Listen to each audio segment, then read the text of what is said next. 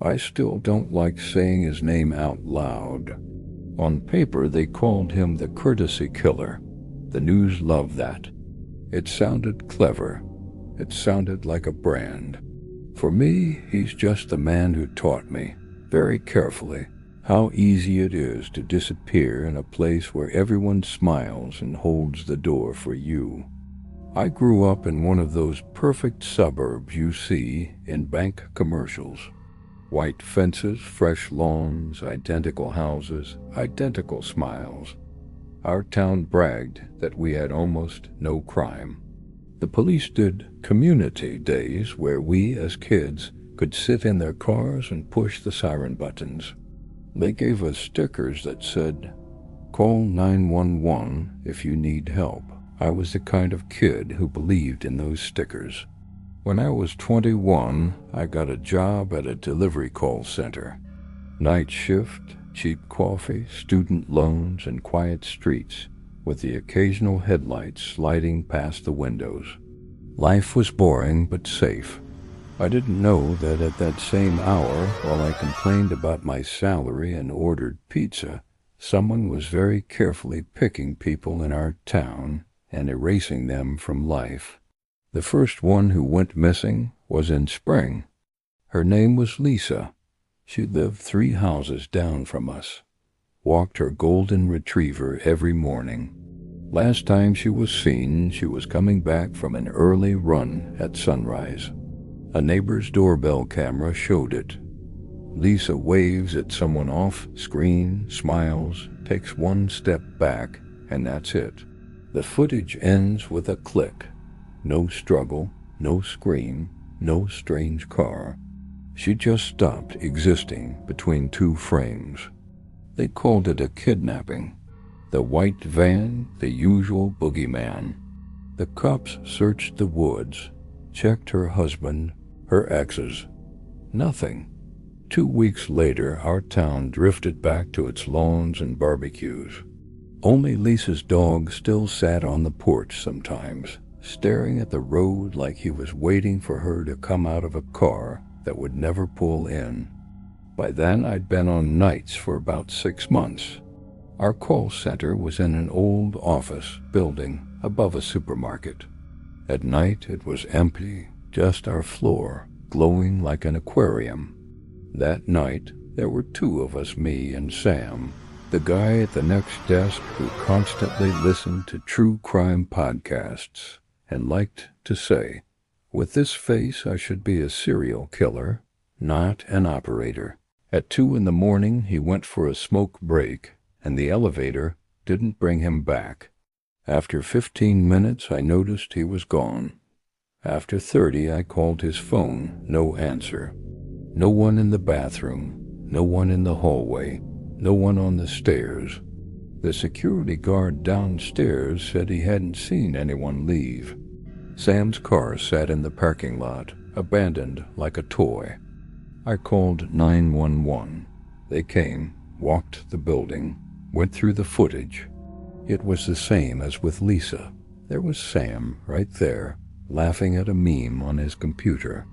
Then he stands up, puts on his jacket, nods at me, and vanishes into the hallway. Next frame, empty corridor and a closed elevator door. No one going in, no one coming out. A week later, our town started taking our killers seriously. The police held a community meeting. Small room, plastic chairs, burned coffee from a vending machine. The chief said everything was under control, but his voice said there was nothing left to control. On the wall was a map of the town with red pins. Lisa, the post office kid, the gas station cashier, Sam. "There is one common detail," the chief said, "but we can't share it yet." I didn't know that detail was sitting right in front of him, 3rd row back, with perfect posture. The man who would become the courtesy killer looked boring. Dark hair, early 40s, beige sweater, neat hands. He raised his hand, asked questions, volunteered to help. He was the type who brings pies to school fundraisers, and helps neighbors carry furniture. I remember he turned to me and said, "Scary, isn't it? But we'll get through it. The important thing is we stick together." And he smiled. A very polite, soft smile. The kind you give when you hold the door for someone. When the town started volunteer night patrols, he signed up first, and he talked me into going with him. "You're up all night anyway," he said. "Better to walk a bit than go crazy scrolling the news." His name was Tom, full name Thomas Reeves. He lived a few blocks from me, worked in insurance or something, always with the same tidy briefcase. His car didn't have a single scratch. His house was postcard, perfect, trimmed lawn, symmetrical bushes. Our first patrol was on a Friday night. They gave us reflective vests, flashlights, and radios. Our route went past the school field, through the supermarket parking lot, and back along the residential streets. We walked side by side, talking about nothing. Tom told me he'd grown up in a similar town and how hard it was to see such beauty stained by fear. "You know what's hardest about murders?" he said suddenly. "Not death, the empty space after. People vanish and their place gets covered over too neatly, like they were never there." I thought he'd spent too much time on the same forums I did. I was wrong. On the third night of patrolling, he suggested coming up to my place for a coffee. "I'm walking past your house anyway," he said. "Besides, I don't want to head home alone after all this talk. Courtesy is a weapon. You don't say no to someone who helps you carry your bags and asks how you're doing." He already knew what time I left for work, my little sister's name, where my mom worked. We'd casually covered all of that on our walks, so I said yes. He made coffee like he'd done it in 100 other kitchens, found the cups, the filters, the kettle. I asked how he knew where everything was. "Work," he smiled. "You have to be a good guest." We sat at the table, and he asked if I felt lonely at night, if it was scary to come home to an empty apartment, if I ever wished someone would be there when I walked in. At the time, it sounded caring. Tension in town just kept building. The disappearances were happening every couple of weeks, always late at night or very early morning, always quiet. People were last seen with that same polite smile, aimed at someone just out of frame. They trusted that the person next to them was safe. I trusted too. Until that night. It was early fall. The air was sharper, the fog thicker. The night patrol had been scaled back because almost nobody wanted to walk around empty streets where every bush looked like someone's back. Tom texted me, "If you don't want to do patrol, let's just walk. No vests, no radios, just to clear our heads." I stared at the message for a long time. Something in that "no vests, no radios" bothered me. But habit and politeness are heavier than instinct. We met outside my building. He stood under the street light, as neat as ever, with that same polite smile. Only his shadow seemed longer than it should have been. We walked in silence longer than usual. The town was so quiet it felt staged. Even the dogs weren't barking, just the distant hum of the highway. "Don't you think it's strange," he said suddenly, "that the police still haven't found anything?" I shrugged. "Maybe he's just careful." Tom nodded. "Very careful. And very polite. He always offers to help. Make sure the person isn't afraid to walk home alone, isn't feeling lonely." Something inside me dropped. We were passing Lisa's house. Her dog still sat on the porch sometimes, staring into the dark. "You know what they all have in common?" Tom continued.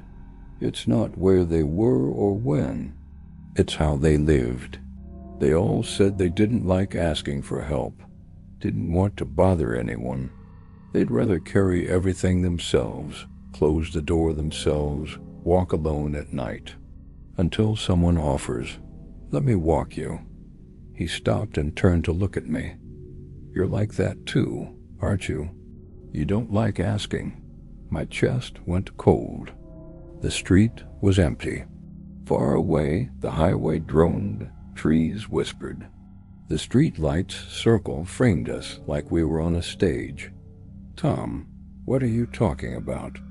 I asked, trying to keep my voice steady. He smiled, not the soft smile I was used to. The corners of his mouth moved, but his eyes stayed flat. "If I were joking, you'd already be home," he said. "At your computer, but you're here. And so am I." He raised his hands, palms open, showing nothing. No knife, no gun. "I never start with violence. That would be rude. I always begin with an offer. You want someone to help you? Or do you want to pretend again that you're fine?" He stepped closer. I could smell his cologne light, almost clinical. No blood, no dirt, just perfect, clean terror. "You've said so many times nobody notices you disappearing in this town at night," he murmured. "People should be grateful when someone notices." The words were too familiar. I'd heard variations in every monster Sam's podcasts covered. He leaned near my ear. "I always ask," he said. "I always give them a choice. That's my courtesy. They walk themselves. They close their own door. They take the last step." His voice dropped to a whisper. "Say no if you want, I'll leave. And maybe I'll take someone else tonight." My voice shook. If I said yes, I'd die. If I said no, someone else might. When you've spent your whole life trying not to be a problem, that's the cruelest trap there is. I stayed quiet, and he took my silence as consent. Tom's smile widened, warmer. "See?" he said. "You're good. You understand." He turned and started walking toward the dark gap between two houses. "Come on, I'll walk you," he called over his shoulder. "It's shorter this way." I took one step after him and stopped. Somewhere far away, a siren wailed. Maybe a fire alarm? Maybe some other person hitting one of those stickers. "Call 911 if you need help." I stood in the circle of light and thought that maybe, right now, somewhere else in town, someone was walking after him just like this. Out of politeness, out of fear of being difficult, out of a desperate wish for someone to finally say, "I see you." Tom turned back. "You coming?" I looked him straight in the eyes, and for the first time in my life, I did the one thing I was always afraid to do. "No," I said, "just that." "No." The silence after that word was louder than the siren. His face didn't change much. No rage, no shock. Just a thin shadow of disappointment. "That's a shame," he said quietly. "I thought you'd be better than them." He stepped back into the dark gap, and he vanished into it as easily as they had between two frames. 3 days later, a little girl from the next neighborhood disappeared. 9 years old. Last seen helping a nice man carry boxes to his car. The camera showed that same polite smile, the same relaxed movements. I told the police about Tom. They found his house perfect, spotless, empty. They found his car, his documents. They didn't find Tom. In the basement was a room with white walls. On every wall, neat rows of tiny scratches, like someone keeping count, left to right, top to bottom. In the corner, a stack of old plastic stickers. "Call 911 if you need help." I moved away after that. New town, new job, new number. But habits don't move as easily. Sometimes I catch myself saying yes when I want to say no, taking extra shifts, agreeing to favors, holding doors 10 seconds too long. And every time I do, I feel a shadow pause beside me. He doesn't shout. He doesn't force. He just waits. Waits for me to become polite enough to walk with him again. And sometimes, late at night, when I get to my building and someone carefully holds the front door open for me, I don't look at their face. I just say, "No, thanks," and keep walking, because now I know, in this town and every other one, the scariest killers are the ones who never forget to say please. Then a kid from the post office disappeared. Then a woman who worked the night shift at the highway gas station. They all had one strange detail in common. In the last minutes, people saw them smiling at someone. The police said it was coincidence. The internet said we had a serial killer. I said it had nothing to do with me. Until he came. Streetlights buzzed faintly at 1:47 a.m. when the 911 line hissed alive in my dispatch station. 9 years handling Chicago's worst gang shootings, overdoses, but Victor Klein's voice from Lot 22, West Side Trailer Park, carried a different chill. Calm, almost bored, like reading a grocery list. Dispatcher: me. 911. What's your emergency? Address?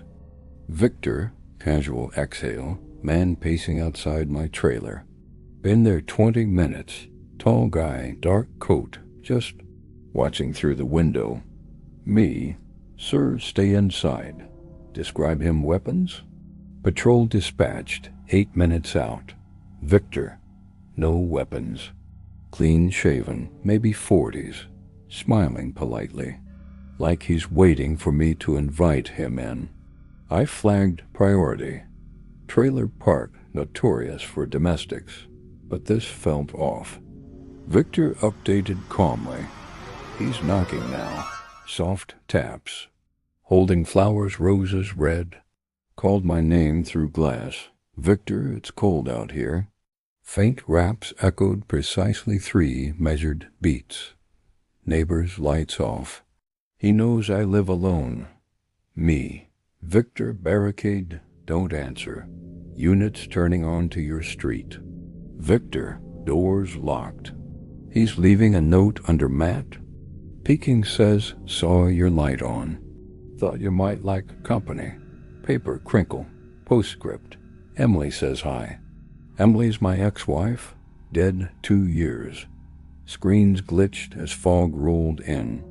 Victor's tone sharpened. Back at window face closer, breath fogging perfectly circular. Eyes locked mine unblinking. Flowers wilting fast, petals blackening.